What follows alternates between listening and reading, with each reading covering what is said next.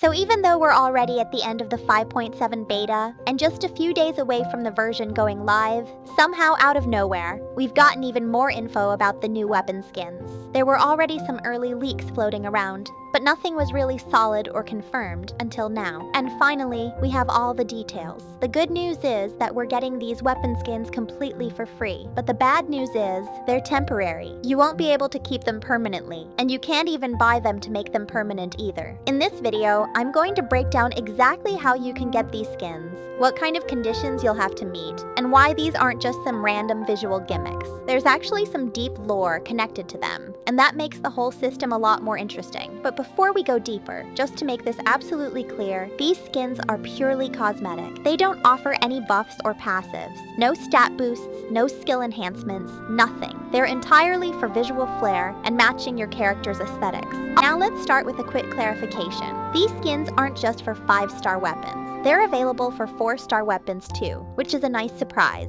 And what's cooler is that they're not fixed to one single look. Each skin can be changed to match one of the 7 elements in the game. So you can literally match your weapon's look to your favorite character's element and color palette, which opens up a lot of creative combinations and aesthetic setups. Now, how exactly do you get these skins for free? It's tied to the new endgame challenge being added in version 5.7, called Tumult Subduer. This mode lets you take on powerful enemy bosses for some nice rewards, including about 450 Primogems. But that's not all. If you manage to complete certain phases of this challenge under specific conditions, you'll also unlock weapon skins. But before you get too excited, let me explain how it really works, because it's not as simple as just clearing the mode. Tumult Subduer has 6 phases, and in order to get the skins for 5-star weapons, you'll need to complete each phase within 180 seconds or less. That means you'll need a solid team and strong builds. If you take longer than that, you'll still get skins, but only for 4-star weapons instead of 5-star ones. And here's the thing, it won't be easy. The bosses in this mode reportedly have up to 15 million HP, which is significantly more than what we've seen in things like the Spiral Abyss.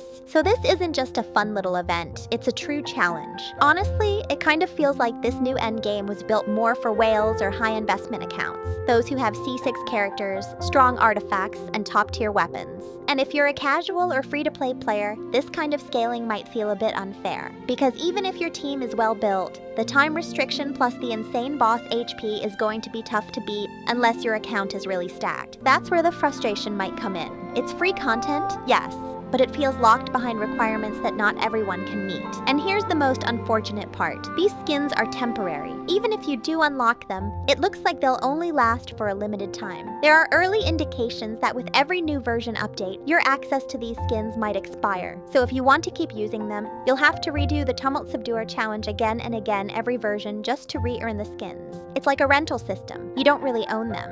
Still, even if you can't get the 5-star weapon skins, you'll at least be able to grab the 4-star versions. And regardless of your performance, still earn those 450 Primogems, which honestly softens the blow a little. I can already imagine how unhappy people would be if even the Primogems were locked behind the same brutal time limit. Thankfully, Hoyoverse didn't go that far. They usually know how to balance rewards in a way that doesn't feel completely punishing. Of course, things could change. If enough players struggle to meet the time limit, or if the feedback is overwhelmingly negative, the devs might adjust the HP of the bosses or extend the time requirement. So there's still hope. They've adjusted content in the past based on community response. So if this turns out to be too hard for the majority, there's a good chance they'll tone it down. And before we dive into the deeper lore behind these skins, just a quick reminder, we're hosting a 20 Welkin Moon giveaway once we hit 20,000 subscribers, and we're getting really close. So if you want to participate, just subscribe, leave a comment on this video, and don't forget to turn on the bell notification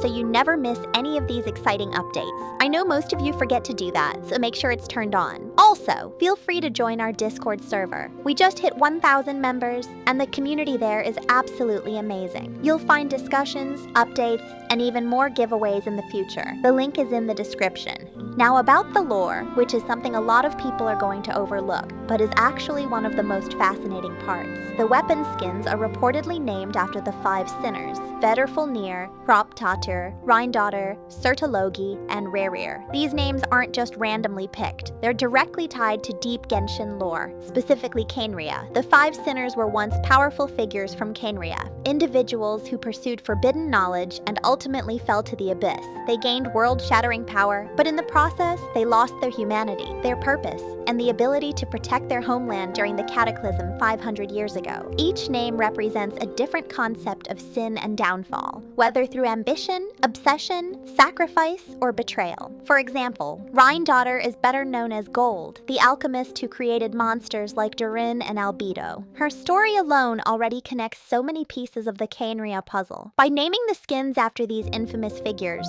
Hoyoverse is hinting that these visuals carry symbolic weight. You're not just equipping a color-matching weapon, you're channeling the legacy of a fallen godlike being. There's a layer of darkness and mystery added to it, which might tie into future storylines involving the Abyss or the eventual return to Khaenri'ah itself. So it's more than just cosmetics, it's part of a narrative buildup, and that's what makes these skins way more interesting than they appear on the surface. Let me know what you think about this in the comments. Do you think this new challenge mode is unfairly punishing, or do you see it as a proper endgame test for hardcore players? Personally, I'm torn. I love the idea of free skins with elemental customization and lore, but locking them behind such a tight challenge window and making them temporary feels a little too harsh. And the fact that they don't even give you any buffs or passives makes the whole thing feel more like a vanity reward than something you really benefit from in combat. Either way, I'm excited to try it out and see how it plays.